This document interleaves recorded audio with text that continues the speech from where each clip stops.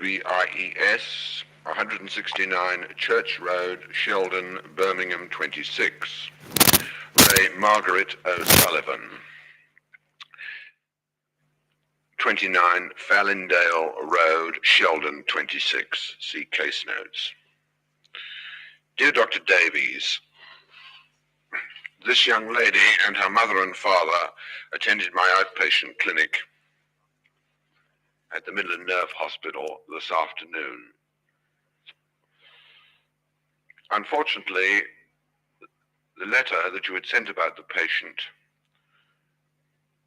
was mislaid, but in any event, the clinical picture was so clear that I was able to arrive at a satisfactory assessment without any background information. New para. This young girl is clearly schizophrenic. It has been so for some time. Her mother gave a very characteristic history of gradual withdrawal from reality and a deterioration in personal relationships, in personal hygiene, etc. On examination, she was found to be shallow, affectless, with a tendency to giggle senselessly. She exhibited thought disorder and was suffering from auditory hallucinations. New para. This is a serious state of affairs, and I would recommend immediate hospitalization. In any event, the prognosis is poor, but nevertheless, treatment should be started as soon as possible. I emphasized to both the parents how important it was for her to be admitted to hospital, which accordingly arrange her admission to the mental hospital into whose catchment area Sheldon comes. Kind regards, yours sincerely. No letter, Ray, Miss Audrey Hill, who didn't turn up, nor of Mr. Frankes, Frankeiss, who I'm seeing in psychotherapy. By the way, Mr. Frankes is coming to see me at the Queen Elizabeth next week, and will ring on Friday sometime for an appointment. I would suggest you give him an appointment for about 4 o'clock on Wednesday afternoon here to see me. To Dr. R. Hinckley, Ray, Mrs. Joan Davis. Dear Dr. Hinckley, Mrs. Davis came again this afternoon. She is now, I'm afraid, very depressed. I would recommend stopping the treatment she is at present having, and which was prescribed for her when she left hospital in August, and I think starting her on triptizol, Tryptizol. I would recommend giving her 25 milligrams 4 times daily, and then if tolerance is satisfactory after 3 or 4 days, raising this dosage to 2 TID. I will continue to follow her meanwhile, and in fact, I have arranged to see her next week. Kind regards, yours sincerely. To Dr. C. Bikitshaw, Bikitshra, of 22 Maypole Lane, Birmingham 14. Dear Dr. Bikitshaw, Ray, Miss Hazel Ray, R-A-Y. Thank you for referring this patient. She is, I think, a manic depressive. Furthermore, this disorder seems to run strongly in the family. Her father had depressive attacks. One brother has curious attacks of moodiness when he withdraws and does nothing for some time. Her sister also had a nervous breakdown. The patient herself describes very characteristic mood swings of the type which often precede a full-blown attack. Earlier this year, she seems to have had a fairly marked attack of depression, and as you note in your letter, she responded to tofranil. At the present moment, she is rather cyclothymic. up one day and down the next, but it does not seem that her condition is anything like as bad now as it previously was. Where patients undergo mood swings in the way that this one does, I feel that a combination of an antidepressive plus a tranquilizing drug is the best means of evening things out. Accordingly, you could put her back on tofranil in rather larger doses than she's having at the moment, and at the same time give her promazine. I think the correct combination is about 25 milligrams of each 3 or 4 times daily. New para. Apart from this, it is apparent there are certain underlying psychological problems, particularly in relation to her attitude towards the opposite sex. This, I feel, needs some exploration. I am accordingly arranging to see her again in a fortnight, go into this more deeply, following which I will communicate with you again. Kind regards, yours sincerely. Letter to Dr. J.M. Stewart, Greenways, Coles Hill, Birmingham. Ray, Mrs. Dorothy Allen, A-L-L-E-N. Dear Dr. Stewart, this is not going to be an easy problem to tackle. Mrs. Allen clearly has a personality disturbance of long standing, characterized by undue sensitivity, insecurity, and a tendency to project her feelings of guilt and aggression onto the environment. When I listened to her story, I felt, apparently as you did, that her husband was probably an activating factor. However, on interview subsequently, he gave a very much better impression than I had anticipated. It seems clear that Mrs. Allen's personality difficulties go back, as they so often do, to childhood. As you probably know, the relationship between her mother and father was never satisfactory, and when Mrs. Allen herself was aged about 10 years, her father deserted the family and went to New Zealand. Apart from this, she has a difficult mother, brackets, her husband confirms this, close brackets. The history of her personality disturbance bringing her into conflict with her environment goes back some time. There have been periods, some years ago, when she has attempted suicide, or at least made gestures towards this. For example, her husband describes that 4 years ago she made as if to jump over the balcony. And on another occasion previous to this, she locked herself in the kitchen and turned on the gas. As is typical of these cases, episodes of disturbance and of acting out occur, leading to disruption of the whole family environment. At the same time, I don't think she is basically depressed. What she needs more is something to control tension, which symptom is reflected not only in her episodes of acting out and shouting, but in the migraine attacks which so often follow. I think it would be worthwhile changing her over to Librium, 1 capsule 4 times daily. I would like her to have this for a period of 2 or 3 weeks, following which I will send for her again. This, plus some measure of psychological support, may bring things under control. At the same time, I do not think much can be done to correct her basic insecurity. Kind regards, yours sincerely. I notice on going through my file, there's a letter from A.F. Fuller, the Group Secretary of All Saints Hospital, about the Christmas lunch, which at All Saints on the Thursday, the 13th of December, which I see you put in my book. Perhaps I did reply to this letter. I do not remember doing so. If not, I wonder if you would be kind enough to send a formal reply accepting. To Professor Debrew. Dear Debrew, thank you for your letter of the 11th of October, Ray, Mrs. Sheila Cope. I will be very glad to see her. You do not say in your letter how you left it with her Will her doctor be writing to me for an appointment, or do you want to send for me to send to her direct?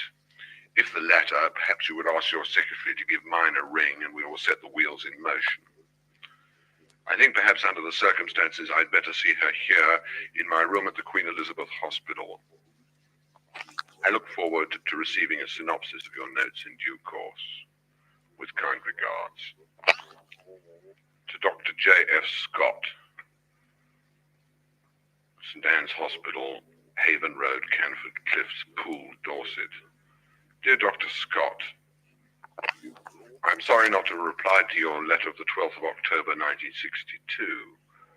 The appointment you requested was at rather short notice, and I have been unable to do anything about it at the time. You will realize, of course, that I am very heavily committed one way and another. What I suggest is that you ring my secretary here at your convenience, and she will give you a time mutually convenient to us both. Yours sincerely.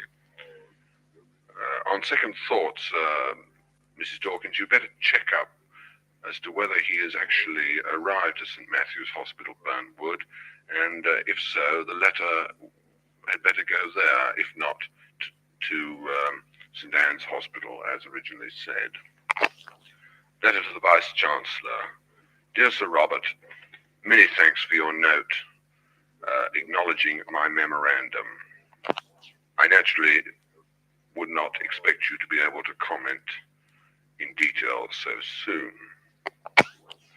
I haven't at this stage said very much about the laboratory work going on in the medical school, but naturally I propose to go into this in detail when I finally construct the plan for postgraduate teaching.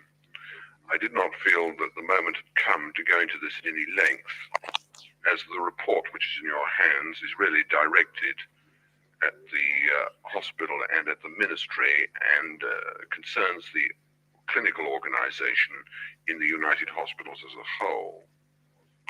However, the point you make is clearly a good one, and you may rest assured that it will not be neglected.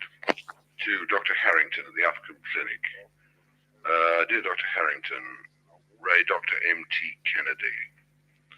Thank you for your letter of the 15th of October with the attached copy of the letter from Dr. Kennedy.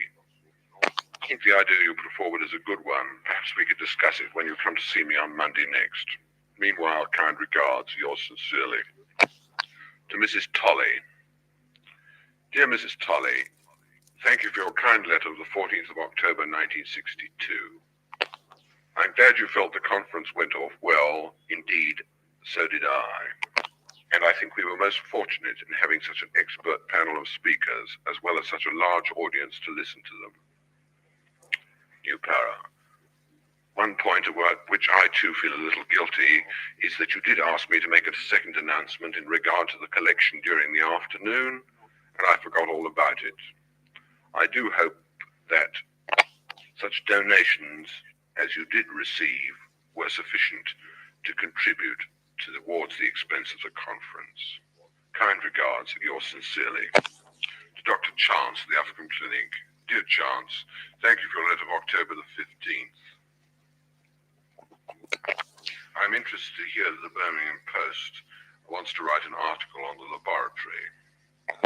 I find it rather difficult to comment at this stage, but it occurs to me that you might like to say something about the possible application of the work of an animal ethologist to human behavior. New para. I have the 23rd and the 26th booked for a continuation of our experiment, of course, but I have not yet been able to do anything about getting a patient. As I have to go to Manchester and then to London and am rather preoccupied, I wonder whether you would be kind enough to have a word with John Harrington and ask him about a case. I will confirm this with him when I come back. Kind regards, yours sincerely. To Dr. G.F. Vaughan, V-A-U-G-H-A-N, M.B.M.R.C.P.D.P.M., Department of Charles Kirkley, Guy's Hospital, London, SE1. Dear Jerry, G-E-R-R-Y, Thanks very much for your letter of the 15th of October. I too think the conference went off quite well, though it's very difficult to say just what the impact of these things are.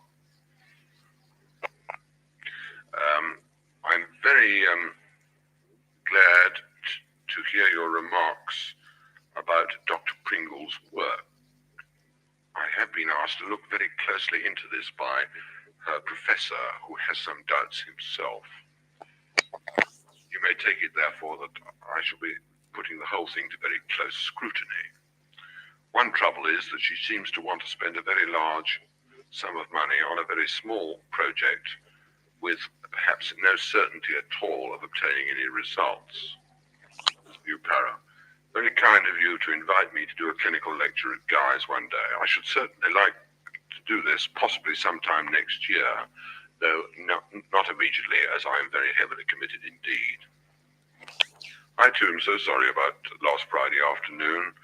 I hope we shall have a chance to get together a bit later on. In any event, when I get my postgraduate course organized here, I shall be looking for guest speakers, and I shall certainly bear you in mind.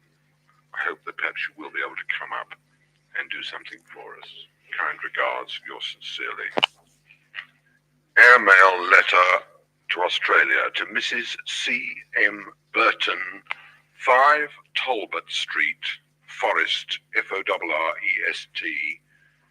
ACT, Australia. Dear Cecily, thank you for your letter, undated, which arrived a day or two ago. I am rather disturbed to find that you have obviously not received mine sent to your P.O. Box address in reply to your last letter received about 10 days ago. Perhaps, however, it has arrived in the interim. I wrote this particular letter by hand, and although I have a general idea of what I said, of course I did not keep a copy. However, I anticipate you will get it sooner or later, so there is no need for me at the present time to repeat what I said on this occasion. I would have written by hand on this occasion, I would have written by hand this time also, but I am at the moment rather pressed for time, and so I am dictating it into my machine. You Para, I see from your second letter that the situation is still fluid, and the balance has shifted, as it were, to the right a little since you last wrote. I don't think there is anything that I can comment on at the present time, except to say that I'm sure that any relationship between you and John can only proceed on the basis of frankness. Past events seem to have proved that conclusively. You'll appreciate from this letter, and from my other one, even if you have not received it, that of course I feel inclined to write to you. As far as I'm concerned, I have no objection to writing either to your home address or to your P.O. Box address. If by any chance you don't receive the other letter, do let me know, because I said some things in it, particularly in regard to the girls, which I should like you to know about. Meanwhile, kind regards. Airmail to Dr. Athol Abrahams. Dear Dr. Abrahams, I really must apologize for not replying more promptly to your last letter dated the 28th of September, which arrived about a week later. I'm sorry to hear that you have not so far been able to obtain a research grant. Para, I am certainly interested in your coming here, but I do want to make absolutely sure that we can supply you with the kind of experience and teaching that you need.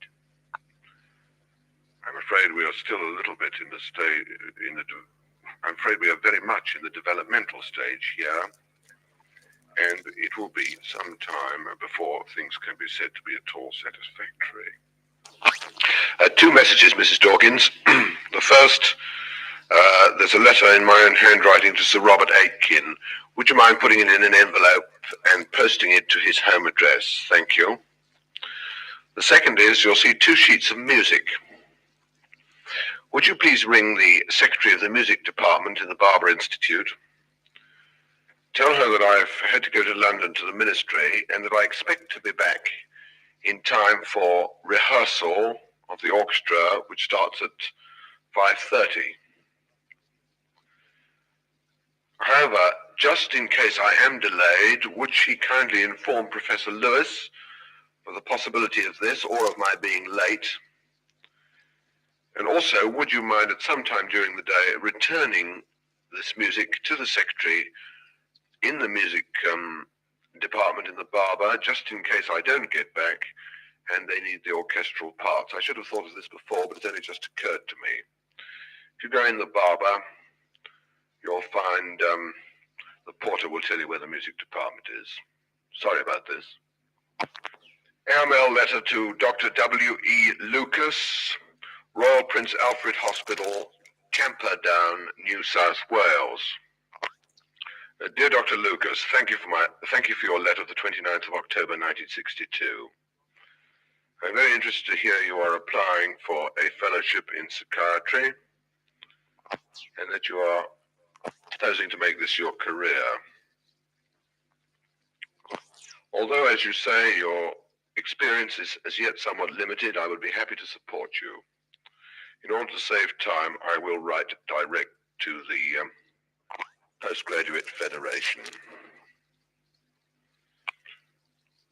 I hope that when you do come to England in due course, you will contact me.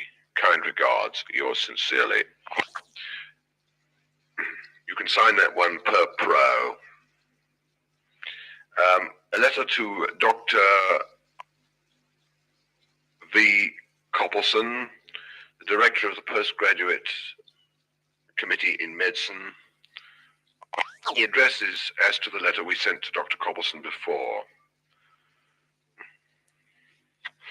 Dear Dr. Coppelson, I have been approached by Dr. W.E. Lucas of the Royal Prince Alfred Hospital, Camperdown, New South Wales, who tells me he is applying for a postgraduate training fellowship in psychiatry and has asked me to act as referee for him. New para. Lucas did a term as my junior resident during 1962. I felt during this period he showed an aptitude for the subject, and I remember encouraging him at the time to continue to study psychiatry. I'm sure he is a young man of considerable promise, and although as yet relatively inexperienced, he would, I feel, be well worthwhile supporting in his application for a postgraduate training fellowship. Accordingly, I am very happy to do so. Yours sincerely. To Dr. Murray Jackson, 2 Devonshire Place, W1. Dear Murray, thank you for your letter of the 1st of November 1962 in prompt reply to mine. New para. I will write to Miss Ray and tell her what you say. You may expect her, therefore, to contact you in due course. Kind regards. Letter to Dr. Tom Malloy at Booth Hall Hospital, Manchester, in reply to the one I received the other day about Anna Danielson. Dr. Gunn has the letter with the exact address. Letter as follows. Dear Tom, thank you very much for your comments about Anna Danielson. They will be most helpful to us in this difficult case. Yours sincerely. Letter to Professor Brailsford. You'll have to look his initials up in the medical directory.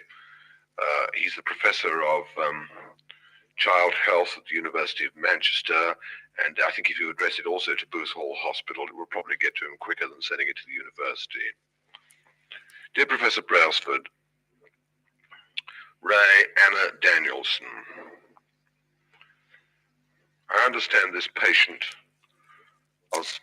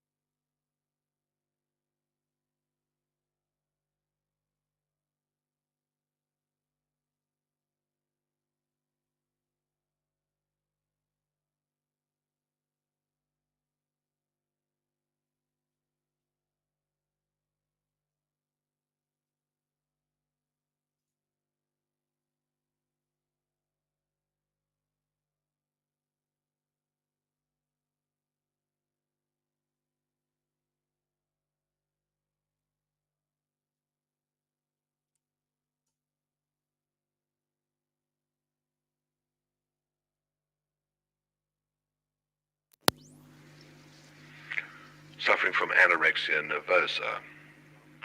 I've written to Dr. Malloy about her, who has sent me some details and has suggested that if I wrote to you, you might be kind enough to send us a synopsis of her case. New para. The reason I am interested is that she has recently been admitted to this hospital, firstly under care of Professor Stammers, and later transferred to Professor Melville Arnott. I was then called into consultation. Since her discharge from under your care and her visit to Switzerland, Anna has, I'm afraid, lost weight once more and presents us with a very difficult therapeutic problem. By and large, my first impressions are rather gloomy. He's an extremely difficult child to make contact with. However, any information that you would care to send us would be of great help. Kind regards, yours sincerely. Mark this one confidential to Dr.